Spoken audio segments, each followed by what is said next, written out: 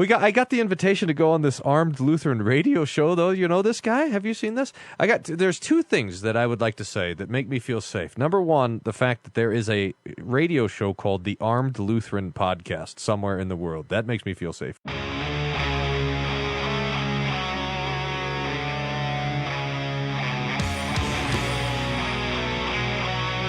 Bringing you law, gospel, and guns. This is Armed Lutheran Radio.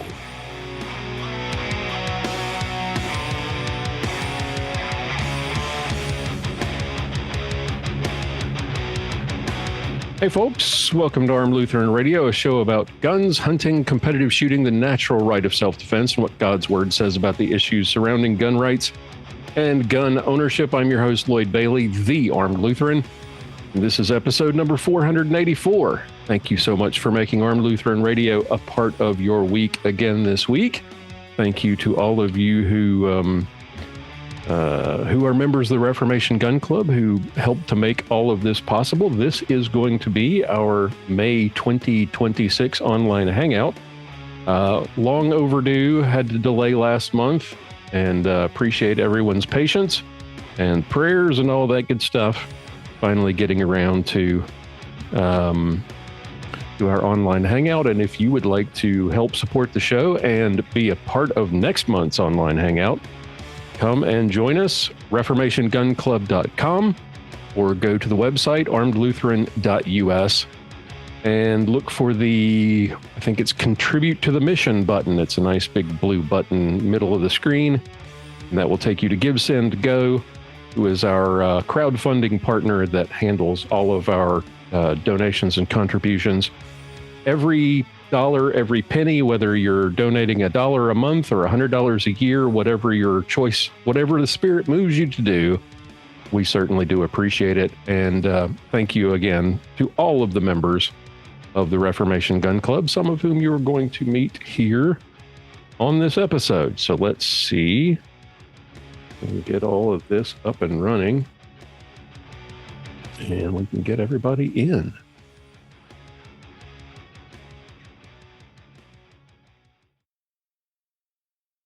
Howdy. Howdy, howdy. It is our good friend, the Pistol Packing Padre. How have you been? I've been busy. Working the two parishes? Yep. And that's becoming a permanent arrangement now. So I think I mentioned that last time I was on, but that's been a while. Yeah.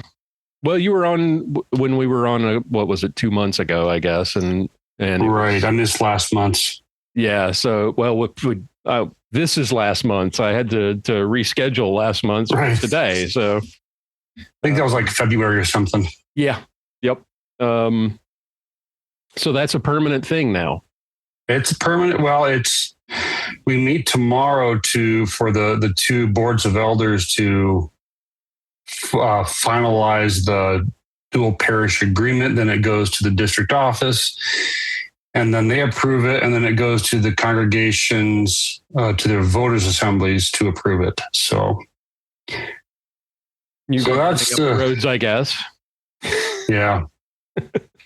Yeah. Let's see. How many miles did I drive last month on just the one vehicle? Oh my goodness. My first recorded mileage was 113,702. My last recorded trip, 116,892. So 3,000 in the last month. Ooh. Yeah. That doesn't even count your family obligations and right. Going to get groceries. So hopefully my car lives longer than the payment schedule. Yes, let's pray for that for sure. If it doesn't, I'm just calling the bank and saying, "Hey, you can take it. It doesn't run anymore. I'm not giving you another dime. Come and get it." My credit rating is close to 800. If I take a 100-point hit, oh hell. All right. Well, I am glad you're here. Let's bring in all the other guys who are waiting. Let's see. Stu is with us. Donnie. Steve Clifford is joining us. Tim from Washington State. At least I think it's the Tim from Washington State. It usually is. All the guys roll in here slowly but surely. There's Stu. Donnie. How is everybody? Hey there, fellas. John, you survived Easter, I see. I'm surviving a lot of stuff right now. And I forgot to mention when we were getting started, Lloyd, but I'll have to cut it short. I need to be off by about 8:30. Nope, no problem. I'm just glad you're here. Yeah. Glad you're here too, Lloyd. It's good to be here. It is good to be here. Steve, how are you? Oh, I'm doing well. Finally figured out how to get my audio and video working tonight. For some reason, that took longer than it should have. Usually does. I always have to run a test every time because for some reason my mic doesn't want to show up. Donnie, how are you? Says he's connecting to audio. He may not be able to hear me. So maybe everyone's having audio problems. There's Tim out in the wilds as always. All right, so let's go around the room and get everybody caught up with what's been happening. Pastor Bennett, aside from keeping the roads hot, what's happening in the great state of Minnesota, and what's happening with you? What are you drinking tonight? Tonight, I'm not drinking anything yet. Maybe a little. I'll be having some Pendleton whiskey later on, but for now, yeah. So, still young. Life's been good. Life's been crazy. With the beginning of this dual parish, my head elder at Willow Creek is a little disappointed because I told him that I need to go back to being the substitute bus driver of last resort. So wouldn't be a big deal if I only drove a route in the mornings, but when it's only in the afternoon, my day basically has to end in order to get to the bus garage by 2:45. So yeah,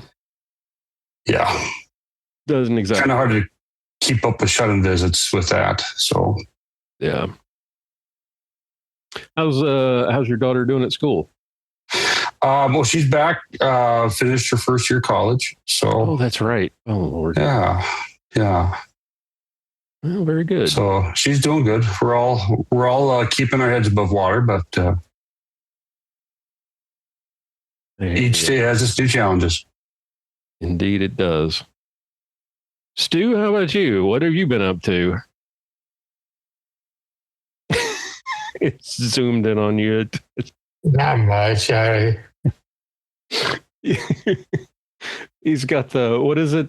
What is that setting where the camera frames your face cinematically? Just as I asked you and you sort of paused for a moment, the camera zoomed in on your face. Really, I have no idea it's just the camera. I don't have any effects going. Not really a whole lot. Not a lot going on? Not a lot going on? Trying to stay warm. When I have to go in the stores, freeze by off. I did take the Mardi Gras train the other day to Nolens. Oh, okay. How was that? That was fun. How long of a train? I went there in coach and came back on the business class. Business class seats are a little bit more comfortable. Plus, you get free drinks, not free alcohol, but free drinks. Can't have rowdy Mardi Gras. Well, a person in coach seating got kicked off the train and picked up by the police. Oh, no. Oh, boy. Well, it's not Minnesota. They actually work, the police. Or Washington State. Well, all right. I did watch Steve Clifford on YouTube the other day, or whenever it was he came out with his new video. Ooh. Which one was that? The gun one or the car one? Gun one, the rifle. Okay. Awesome. Yeah, it was good. Well, thank you. I would like to go shooting, but I'm still letting the shoulder recover. How's that coming? Slowly but surely. Slowly but surely. All right. Donnie, how about you? Oh, doing pretty good. Things are exciting at our household right now. Peter's making his trip to the tri-parish he's going to have in Nebraska, Sidney, Nebraska. And Sidney, Nebraska in the modern age is known for one thing: the birthplace of Cabela's. Yeah, but it's gone. Okay. Yeah, Cabela's is still in Sydney. It's just their headquarters moved away. Oh, okay. Right, because they got bought out by Bass Pro Shops. Hostile takeover, actually. Takeover. Yeah. So he's got three churches. He's got Sydney, Potter, and Gurley, Nebraska, and he's going out next weekend for the visit, seeing what there's two parsonages. One's a 5-bedroom one. The other one is out in a cornfield, I'm told. And he's got, they're excited to have him, and he's excited to go there. He's the first person from St.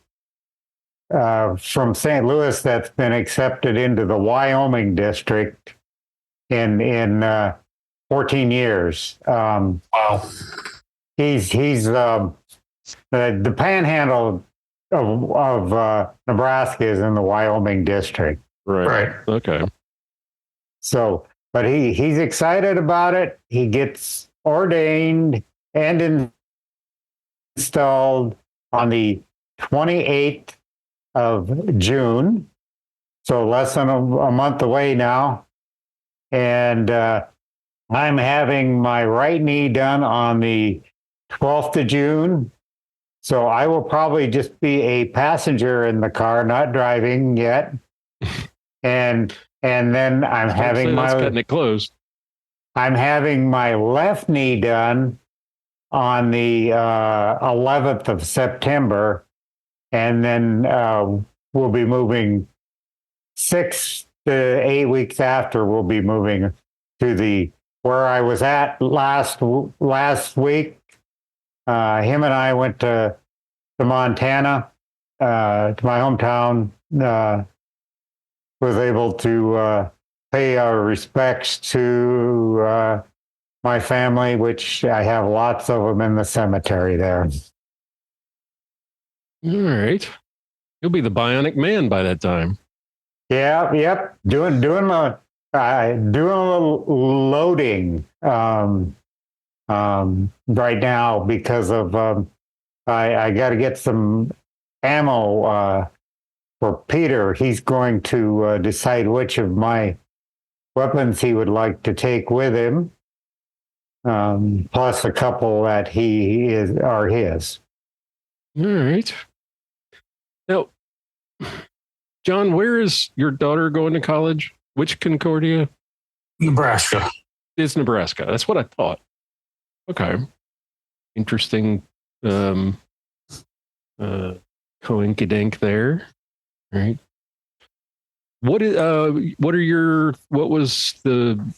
Remind me what the kind of deciding factors on it's Seward, right?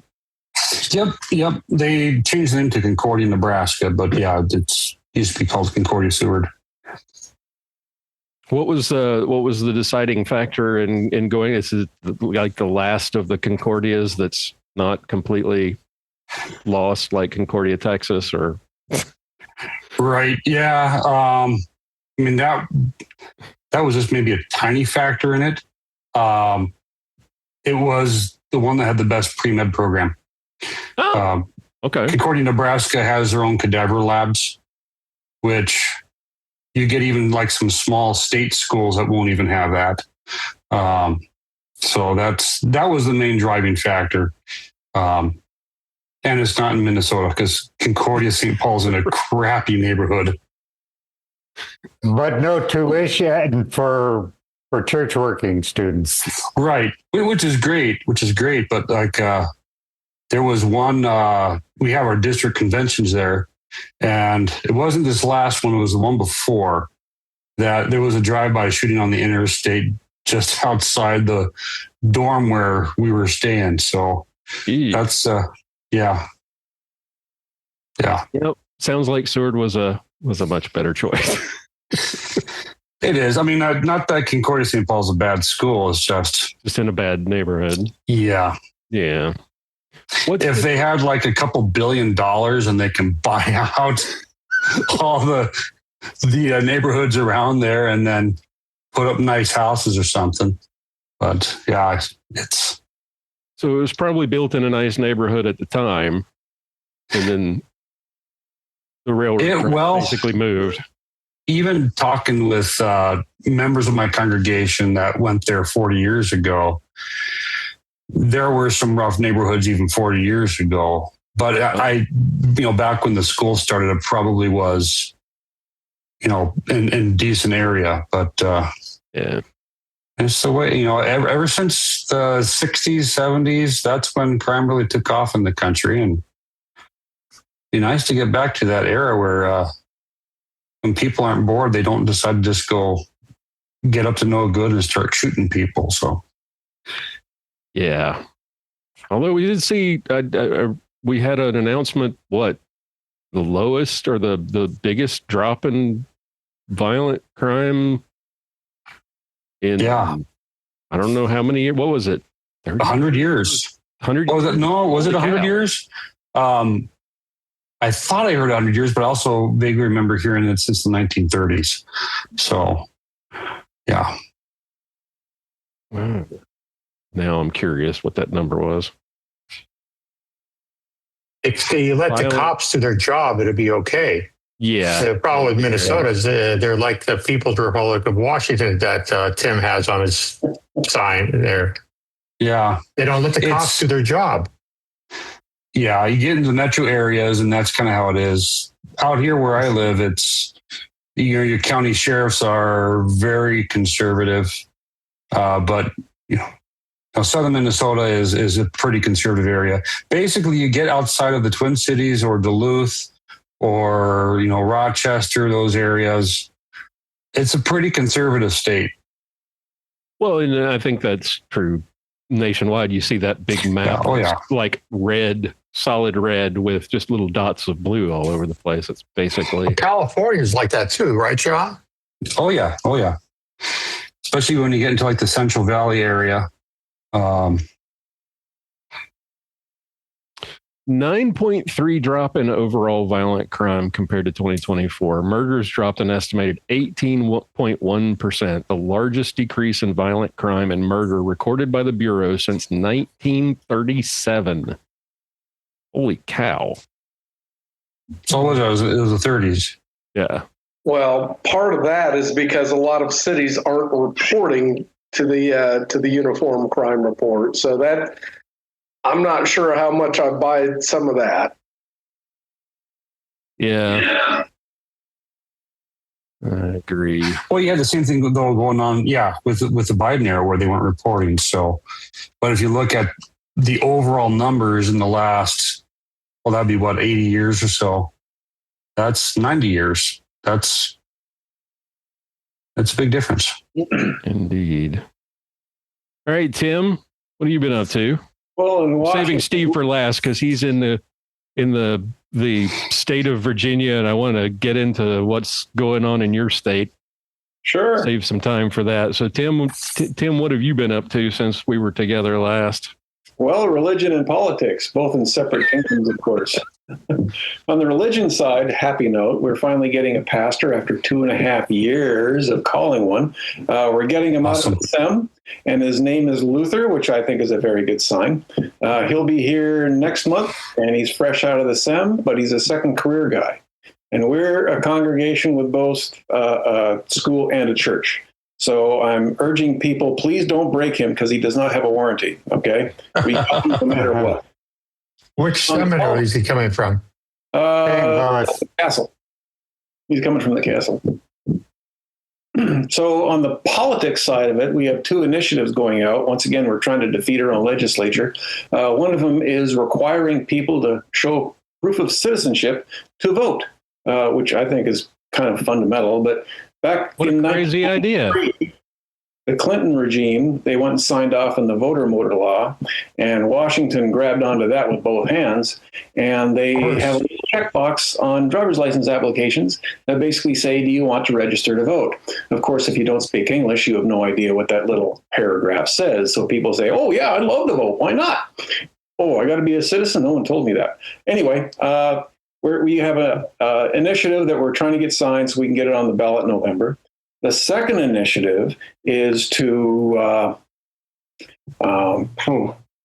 wait, does Washington give out driver's licenses to non-citizens?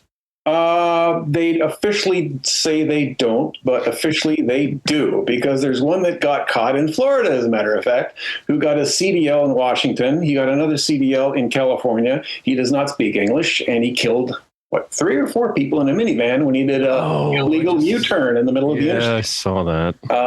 So that's I-10. Yeah, that's just one of many. And the other one is to let parents be parents. Washington seems to think that when a kid turns 13, if they want to become a transgender gerbil, they can do so without their parents' permission. So, in fact, they will even take the kid and not tell the parents where they are. So this initiative is to reverse that. Our legislature is not listening to the people. They're listening to their people, which, of course, is wrong.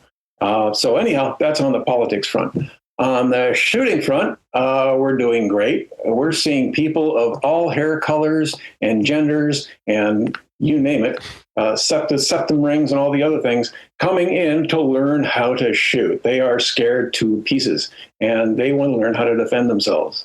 So we have to describe, first of all, what the law is. You know, if you're going to carry, you need the carry permit for that. And so far, all you got to do is submit to a background check and pay a $48 fee. But that, of course, could change with the very next legislative session.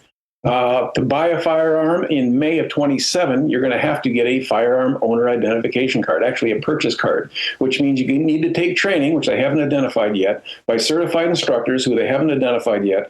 And then you got to go through the bureaucracy just to get permission to get a background check, essentially, which gives you permission to get another background check. And then you still have to wait 2 weeks to get your firearm. So by the time all this is done, the DV, the domestic violence victim, has to wait anywhere from 2 weeks to a month to defend themselves. So that's about it. Oh, as far as what I'm drinking, Lafroig tonight. Nice. The Scots call it leapfrog. All right. I'm open for questions.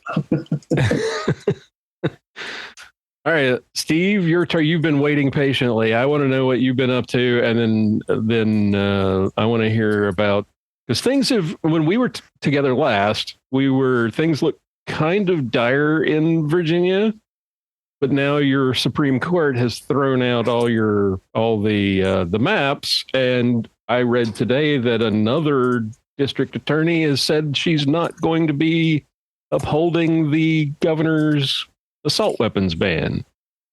Yep, we have a lot of what we are calling sanctuary counties in this state, and I live in one of those counties where a lot of sheriffs and a lot of DAs have just said this is ridiculous, we're not enforcing it. Although what they don't point out is there's not a lot to enforce. As of July 1st, theoretically, we won't be able to buy 16-round magazines or so-called assault rifles. Well, there's nothing that's not anything that you can really enforce at the county level. It's the fact that these gun stores just aren't going to be offering them for sale. You're not going to be able to buy them online. You're not going to be able to ship them into the state. So what's there to enforce? So a lot of these are probably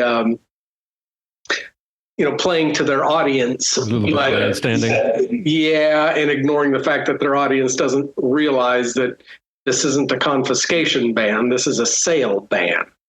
But anyway, so and we can get more into some of the ridiculousness of our state if you like, but I've had I got three different things. So on the job front, I've got some things there. On the church front, we've got some great news there. And on the shooting front, I got all sorts of stuff. So, well, hit it. All right. So on the job front, I didn't let you guys know at the last one of these, but I ended up being relieved of duties from my previous position, which was a huge blow and had something to do. It was a ridiculous situation. I'm not going to get into, but suffice to say, it was unjustified, very, very much unjustified. But I am now employed at a new employer and answer to prayers. It is a great job with a great group of people. I've never been in a job interview that asked about the integrity as much as this did. And this is a car dealership. So it's really impressive. It's an impressive group of people, and I'm proud to be working there. And even though it's a longer commute and less money, it's actually an increase in responsibilities, and I'm learning a bunch of new stuff. So I'm really excited about it. So praise be to God for that one. On the church front, after 4 years, we finally got somebody. We are getting a pastor out of seminary, second career, and so we didn't have to get somebody to move from the Midwest, because we've had every single call turned down because nobody wants to move from Wisconsin, apparently. But so yeah, which I don't understand. I've lived in Wisconsin. It's not that great a place, but better than Minnesota. Well, yeah, there is that. But yeah, so we've got a second career guy coming. Every Wisconsinite in our audience. Oh, don't you know? I've lived in Wisconsin. So sure. Yeah, but anyway, so we've got a guy coming. His family is based in Richmond, Virginia, so he understands the area. He's familiar with this area. I'm very excited about that. He should be starting, I believe, in late June, if I'm not mistaken. So all good there. And on the gun front, I've been getting into reloading. Years ago, I did some pistol reloading, but now I've gotten into rifle reloading and just having a blast with it, and learning a huge amount and spending more money on failing to do what I expected, and then figuring out what I should have done in the first place, which is what everybody tells you to do. So I'm learning the hard way and just enjoying every bit of rifle reloading. As long as you're having fun at it. I mean, there you go. I always heard, the old saying that you're reloading to save money on ammunition, but it doesn't work out that way because you end up shooting twice as much. Well, there's that, and nobody takes into account that you've got to amortize in the cost of all of the equipment you just bought. There's that. So once you amortize that in, you got to figure out how many rounds to put that out through, and that ends up taking away all of your savings. But I'm doing it for the consistency, because I made the mistake of getting a Garmin chronograph and discovered that every factory loading is atrocious for extreme spreads. They might be accurate at 100 yards. You can, print this nice, tight little cloverleaf group at 100 yards. But when you put it to the chronograph, you realize that you've got an 80 foot per second extreme spread, even with match ammunition. Oh. And at 3, 4, even 500 yards, that doesn't matter. It just matters not one lick. But once you start getting out 800, 900 yards, 1,000, it makes a huge difference. So I did it for the consistency of the ammo, because I got into long range shooting.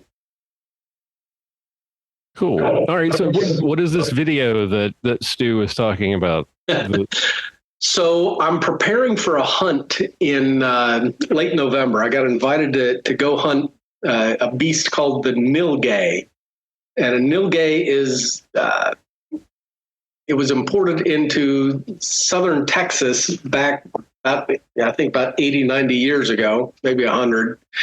And they're about 650 pounds and apparently are bullet sponges. So the outfitter, it's Nilgai, if you want to look that up. Holy cow, that's a huge. Yeah. So they require at least a 300 Win Mag. That's their minimum cartridge requirement. So who wants the minimum? So I got a 376 Steyr, and which is roughly equivalent to a 300 H&H. Look at that thing. Yeah. Oh, yeah. Good Lord. Wow. It's a fat deer with a tiny head. Yeah. Night. You should, if you want to see something that'll keep you up at night, check what a European mount looks like. Just the skull and horns of that thing looks like Satan himself. Does the last name end in Saurus? Yeah. Well, so my latest video, I'm practicing and training with that 376, and I do something called a craft drill, which is where you take a shot from a supported position on a tripod, but you take a shot from standing, a shot from kneeling, a shot from sitting, and a shot from prone, and then repeat that 3 times. So you've got 12 shots on a target from 4 different shooting positions and spread out over time. And if you can get a group under 4 inches, you're doing something. That is a really, really difficult drill. And if you can get it under 2 inches, you're one of the better shooters in the country. If you can get it under 1 inch, you're World expert level professional. Because the group size is really hard to do because you're shooting from different shooting positions. So I did that drill with the Steyr 376, which about blows your arm off. I mean, with your bad shoulder, this would not be for you. But I had 10 of the shots went into about a 2-inch group, and then 2 of the shots blew it out to about a 4-inch group. So it was a fun group, but I learned from it. But the video was meant to show that drill and how to use it and how to use it to evaluate your fundamentals, because that's really what that drill does is I evaluate fundamentals, natural point of aim, trigger control, breathing, sight alignment, sight picture, all that kind of good stuff is and by evaluating what your target looks like, where you need to work on it. And what I need to work on is my kneeling position. So that was the bottom line on that video. Kneeling position. Gentlemen, I've got to log off here, so I'm out of time, but y'all have a good evening. John, Good it's catching up good to all seeing you. you, John. Good seeing you Take tonight. care. Thanks. Bye-bye. Have a blessed evening. So anyway, so yeah, that was it. Okay. And Stu, thank you for bringing it up. I'm glad you found that one. Well, I've subscribed to your channel that showed up on my Facebook or my YouTube feed. Oh, cool. And for anyone looking, it is Cliffy 109 on YouTube. 109. Which I think I'm subscribed to. I need to go through and trim down my subscription list, because I see something and I think, oh yeah, that looks really cool, and then I subscribe to it and I never watch another video, and now my subscription list is just enormous and I never get recommendations that are worthwhile. So I need to get down to where Cliffy 109 is being recommended more frequently. Awesome. The problem, YouTube, their algorithm has changed too. Again, And it's really difficult, because I subscribe to certain people. I like travel and cruise videos, and et cetera, et cetera. And these people don't come up anymore. You have to search them out. Or I watch. Oh, a gun. Speaking of that, there's this gal on there. I think she lives in Florida now. Of course, I can't remember her name. She's all about guns, gun rights. Okay. If I could remember her name, I would, but I'll look it up. YouTube has never been really friendly about gun content. No, my car channel does exponentially more than my gun channel. Yeah. So go out and subscribe to Cliffy 109. Everyone, let's get his numbers up. Well, the good thing is even though I get very little income off of that one, I get more income off my car channel. But because it is considered a business, I get to write off business expenses, which means ammunition, training, and all those other things that I film and I put on YouTube. Those are legitimate business expenses. Yep. So yeah, that's not a bad thing. Not a bad trade-off. Memorial Day just passed. Yeah, that's tomorrow. Sorry.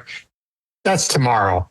1967-68, the Communist Democrats changed the day of Memorial Day to make it a 3-day weekend for their union perps. Oh. So tomorrow is actual Memorial Day or Decoration Day, whatever you want to call it. It's 30th. Okay. Donnie, you remember that. You're old. Ouch. Well, Donnie's I turned 70 this year, so you just locked his brain up by doing that. Don't do that. Actually, I remember when I was in school and when it was, we didn't get it off for school, but they had a parade that we got to go to and stuff. It was close to the end of school, and I just I'm looking 72 right down the barrel right now, as to say. Yeah, see, he's older than I am, so I can say that. The Veterans Day is my day because then I get to see if I can still fit in the uniform I retired from 25 years ago. There you go. So, has anybody got any Memorial Day traditions?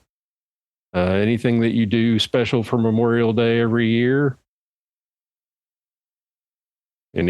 I know Aaron Israel always did go out to the Veterans Cemetery in Dallas. We thought about going down, didn't get a chance to. We were thinking of going to the National Medal of Honor Museum, which is just down the road from us in Arlington, Texas.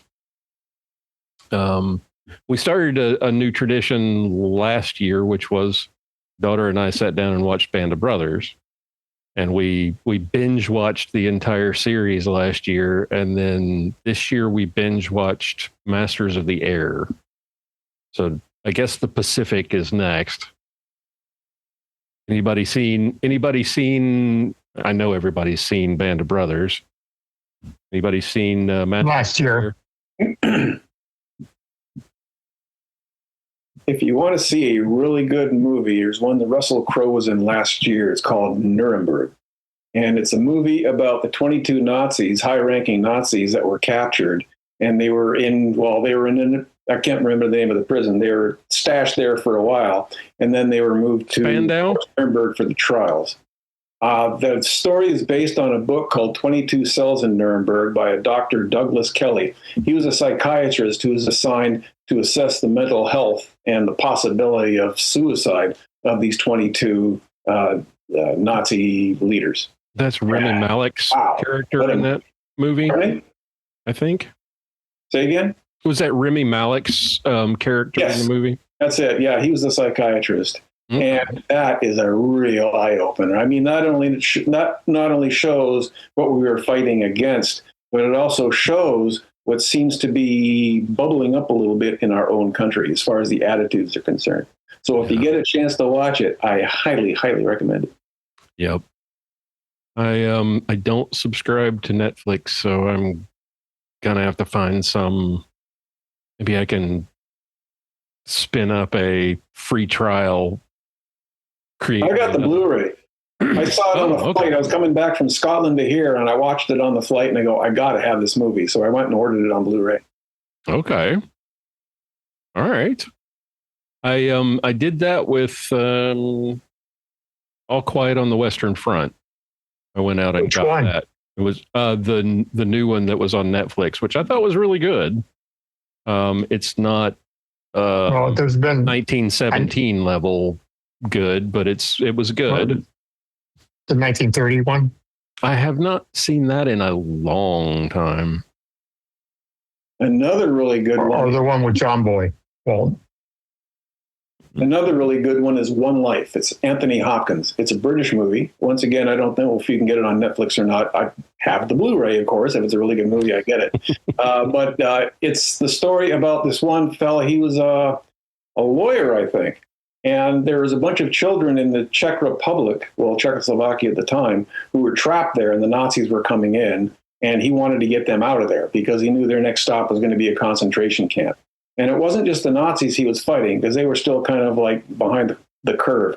It was the bureaucracy of his own government to get those children over to Britain. Another really, really good movie. I'm not going to give it away, but if you get a chance to watch it, watch it. It's called One Life. One Life. That was 2023. And, Okay. yeah, and it's based on the Hebrew proverb.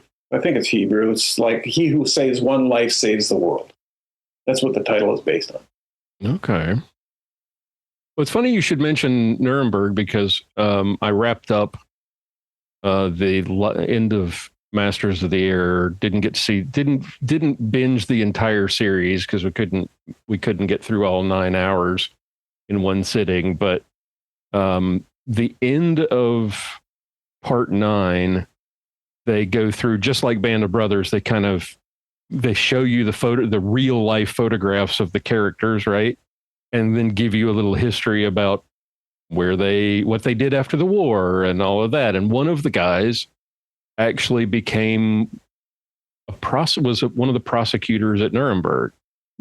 And I don't remember which one that was, but I thought that was, again, just a weird coincidence that you would bring up the Nuremberg movie. Do stand by, though. In the movie, during the Nuremberg trials, they show a lot of the atrocities that happened in the concentration camps. I mean, real footage of it. The stuff that the Allies brought back. And it's not something you saw on Newsweek or Time. No, this is the real deal here.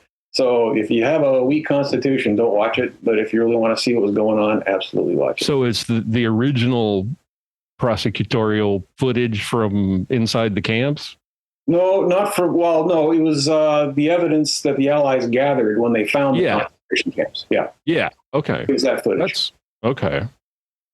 And I'd say that's cool. I guess, I mean, that's a funny way to say that. That's great that they did that. That would be eye-opening, I think. I would love it is. And juxtaposed with the testimony of the witnesses, or the accused, I guess you can say, and the attitude of Hermann Goering, who Russell Crowe plays. I mean, their attitude and what you see that was happening in those camps is just, I can't imagine human beings being that cold. I just can't see it. yeah, I can. Sorry. It's the default nature of humankind, unfortunately. We've killed 60 million babies in this country.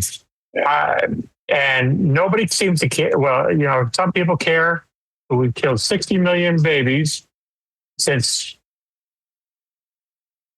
70. the incorrect decision of Roe v. Wade, et cetera. So but we don't talk about that. We don't care about Joe Stalin killing 23 million. We only care about these other because they're supposedly right wing, the Nazis. Well, they're not. They're not right wing. They're from the same ideological background as the communists. But I think communists are okay. Can't you tell? Look at New York City. I think we've Seattle. done a terrible disservice educationally, not telling. Well, that's because how terrible that ideology is. The progressive left took over the schools. Yeah. And the conservative says, wait till they get out into the real world. Well, guess what? They're in the real world with this idiotic ideology. Well, and you also had the kind of embarrassment of they were our allies during World War II. It was sort of the Not for, yeah, they didn't last that long. Now, did they? Enemy of our enemy is our friend kind of thing. And so let's just gloss over that whole, Yeah. Winston Churchill saw it, but yeah, nobody listened to him before World War II either. Well, after World War II and World War I, nobody had really had a whole lot of stomach for what Churchill really thought we should have done. Patton wanted to get Russia off of Ireland. Yeah. Yep. Just ask the Poles about the Russians. They despise them. They don't like them at all. At least when I was there in 2019. Well, they still do. Yeah. Yeah. No doubt. It's Will I Am. It's Will from an undisclosed location of some sort. Looks like you've been relegated to outdoors. Can't hear you. You are muted. Oh, low bandwidth. Or there's low bandwidth too, or what? There we go. Yeah, I'm at church. We have a potluck and Bible study on Friday nights, and it's over here at the parsonage. So I just came outside because people are still inside. Nice. What's on offer tonight? Oh, you mean the bed or just the potluck? Both. The potluck was largely Mexican styles, like enchilada and chips and queso and guacamole, and it was wonderful. I've never had a bad meal at our potlucks. We do good stuff. Just water and coffee. Remember, he's not a Lutheran. Yeah. But I do have some good whiskey waiting for me at home. There you go. Yep, exactly. But he's not a Lutheran, but I had a beer with him. Yep. Well, I understand. Yes, He's not a Lutheran. Lutheran at our church, we have wine or champagne, or some people bring beer and other punches, but this Florida. Oh, there's that. Texas, our potlucks were always dominated by barbecue. It's just you could not get away from it.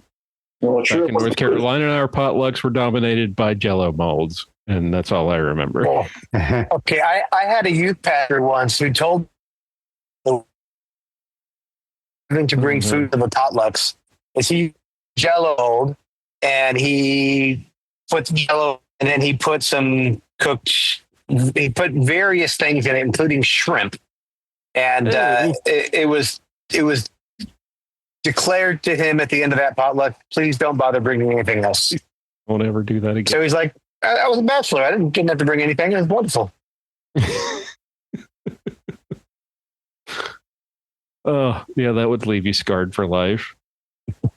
You're expecting free. Jell-O's okay. Shrimp is great. Together, not so sure. Yeah. I need more wine. A little more adventurous than I'm down for. So, Will, what have you been up to? Mostly work, washing windows. Yeah, that's my in-laws are in town, and they came into town for my wife's day, and then immediately took the kids up to South Dakota to go see the and a few other things. And this week was Stan's kids, and my wife and I went out every night.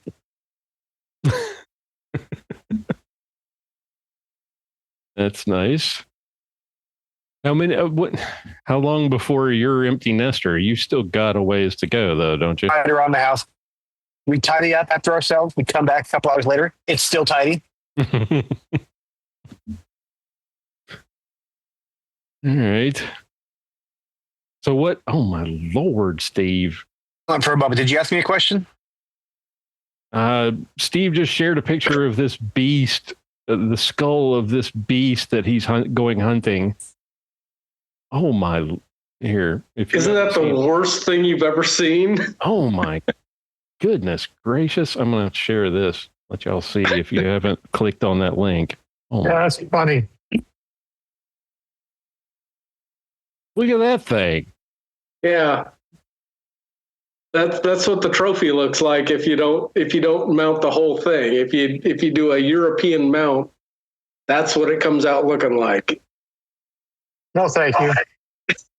And I think that's a fascinating comparison right there, because when I said earlier, the picture of it, it looks like a gigantic, like a fat deer with a tiny head. I mean, look how small the head is. Mm-hmm. Can of soda. It's actually an antelope, though. Yeah. Yep. That's wild. Has the same kind of horns as a pronghorn. Yeah, and they are genuinely horns. They are not antlers. There's a Right. difference. Yeah. Oh, it's going to be a fun hunt.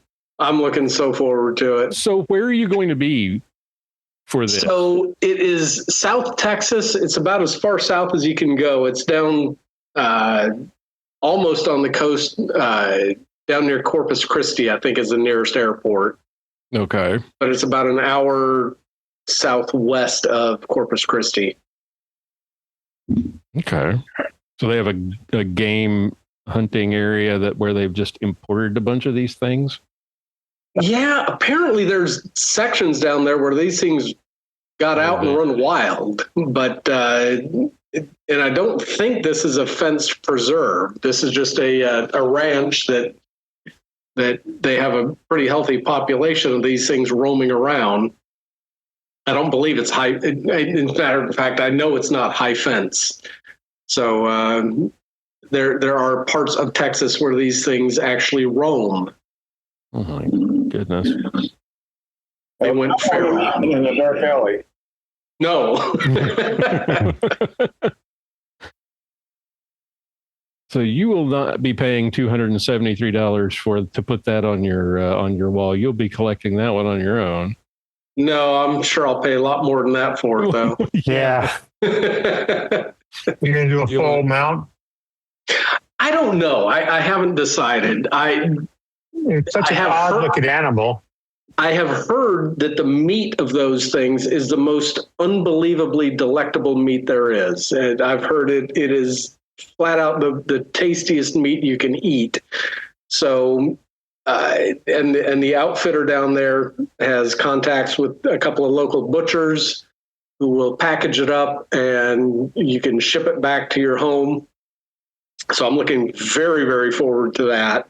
So who's going to help you haul that thing out of the site? Yeah, well, I'm looking forward to, and they do campfire cooks and everything there, so it's a real safari style experience. I got invited by a fairly well known gun writer named Michael Bain. Oh, he's got a podcast and all sorts of stuff. He's well known. Oh, yeah.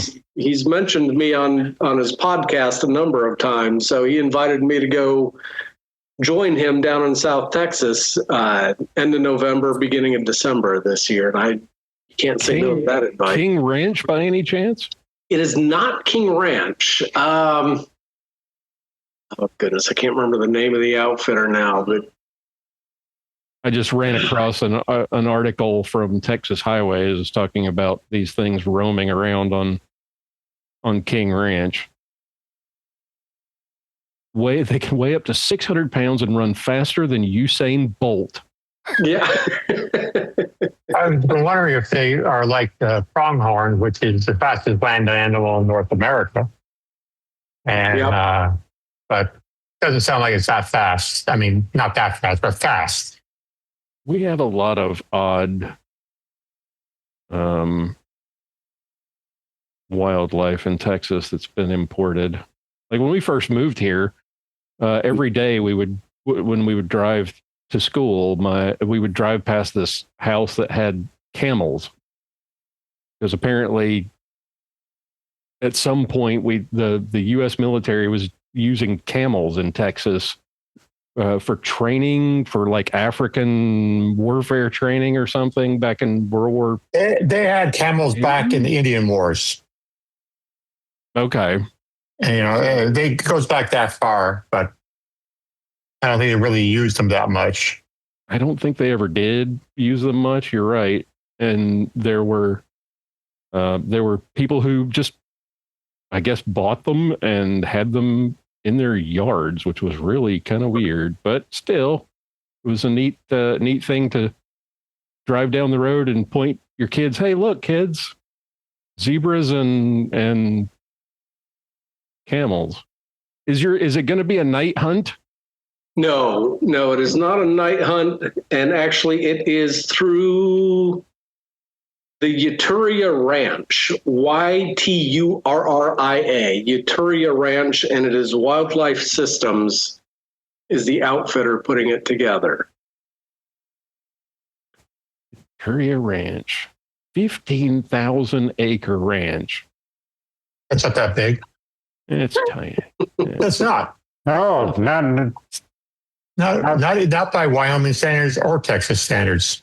or Montana standards. I worked on a place that was 50,000 acres, and it wasn't that big. Didn't have that many cattle. I think it was 400, and that was a summer range. Interesting. Well, they also have scimitar horned oryx on that property and a couple of other things. But so yeah, I'm looking forward because the hunt includes lodging and camp cook, and they will cook up your game, and sounds like a really nice fireside experience. So I'll be bringing a couple of cigars and enjoying the company a lot. That's for sure. They've compared it to an African hunt if you can't afford to go to Africa. It kind of looks that way. I don't know whether this is the same outfit, but I mean, yep, that's the one. Is it neat? That's a big animal. Yes, it is. It looks bigger than 600 pounds. It really does. It's very bulky. We want a picture of you like this, Steve. Yes. Where hunting the nilgal, the guy with it. Oh, I believe I've got this rifle ready. I ended up with a deal on this rifle. I traded a gun that I already had to get this thing. But I've got bullet sponges. Yep. They look like it. So I've got that rifle is throwing a 260 grain bullet, a little over 2,600 feet per second. Nice.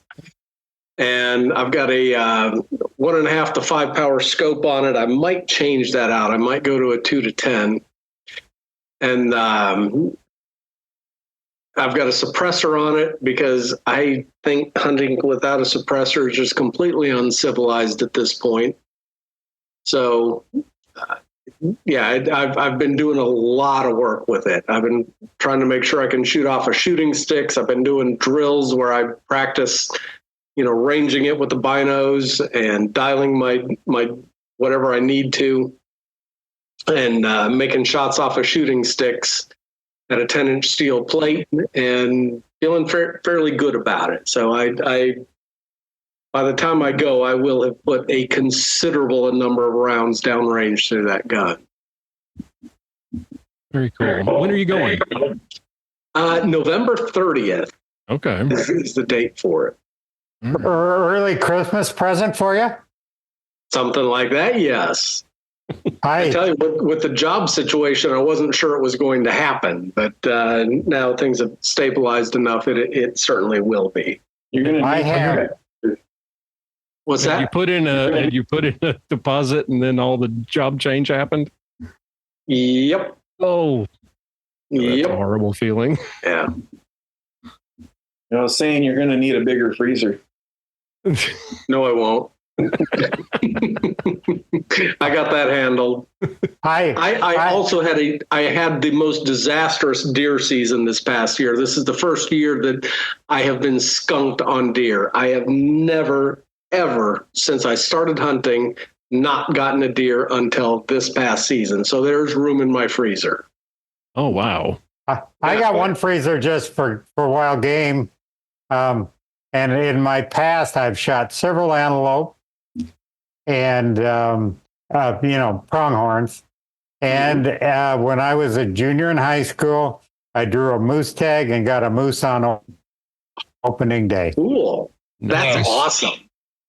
The only thing that I have left to get that I really want to get is an elk. Okay. Yeah. Donnie, where do you go to hunt elk? Montana, which in a few months I'll be a resident there again. I'm a member of the Rocky Mountain Elk Foundation, which is from Missoula, Montana. Actually started in a little town of Libby, Montana. I've got antelope, all kinds of deer. In fact, Peter is getting excited because where he's going in Nebraska, they have a lot of waterfowl hunting. They have mule deer and white-tailed deer. They have pronghorns. Waterfowl. I thought you said waterfall. I was like, what is waterfall hunting? Like, I had a picture of like Last of the Mohicans, hiding under the waterfall. Waterfowl. It's supposed to be good goose area. Prairie dogs for just fun shooting, and about 2 hours north, or about an hour and a half north of where he's going, there's elk. Okay, so what's fun about the prairie dog shooting? You just go out there and you pop them off you pop them off at 300 yards with your 223. Okay. And they go boom. You have no idea how much I want to do that. That sounds like the coolest thing. It is fun. It's really fun. Yeah. Yeah. Yeah. I've got I did with a 30-06, and they really go poof. Yeah. I've got a 26-inch barrel, heavy barrel, 223, a Savage. I just updated the scope on it, and it looks like he was going to take that because I just loaded him up 100 rounds more. Plus, I'm going to, he'll have 500 rounds when he moves to Nebraska. Nice. Steve, I have a question. Sorry. Sure. What are you doing for the used car dealer? The car dealer. I'm the general sales manager at a Mazda dealership in Richmond. Okay, nice. I run the sales department there now. Well, congratulations. Thank you. It's a move up, but because it's a smaller dealership, the pay isn't what it was, but it's an increase in responsibilities, and like I said, they're very, very good people running it. Good. I'm happy for you. Thank you. Not fun worrying about what's coming next. No, especially the situation was unjust is the best way I can describe it, and that's I'll leave it at that. Probably a good thing. Yep. There was the other question. Now I don't remember. All right. All right. It's a Mazda dealership in Richmond. So you'll remember. Congratulations. I just don't remember the other thing I was going to ask you. Guys, unless Stu, you've remembered your other question. If I do, I'll go on his channel and write it to him. Perfect. I do recommend him. Listen, that was a great video. I know what my grouping would be. It'd be like that. Well, thank you. Yeah, you're welcome. Enjoy your stuff. It was great. Good stuff. It wasn't boring. It was No. very interesting. Appreciate it. But I look at history channels, so you know where I'm boring. I've got to go. Hi, Will, you're back. I've been listening, but it was cutting in and out. So there's a few parts of the conversation I missed. Anyway, I've got to get going. Shalom, y'all. We'll Good talk to see soon. you, William. Peace. And you. See you next one. I want to show you something. I don't know how well it's going to show up, but this is actually, my son's getting it. This is the actual Bible signed by my grandfather that he carried into World War One. That's awesome. Oh, cool. Was it in German?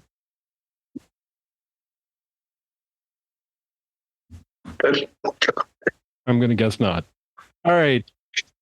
Guys, I appreciate you taking the time tonight. It's good to be with you, and I appreciate your patience. Sorry about last month. We had a nice conversation. So, things are slowly getting back to normal. Whatever that is, I have no idea what that means. There is no normal. No, that's very true. So we'll definitely do this again for next month. I will probably go ahead and schedule this for like in a couple of weeks or maybe 3.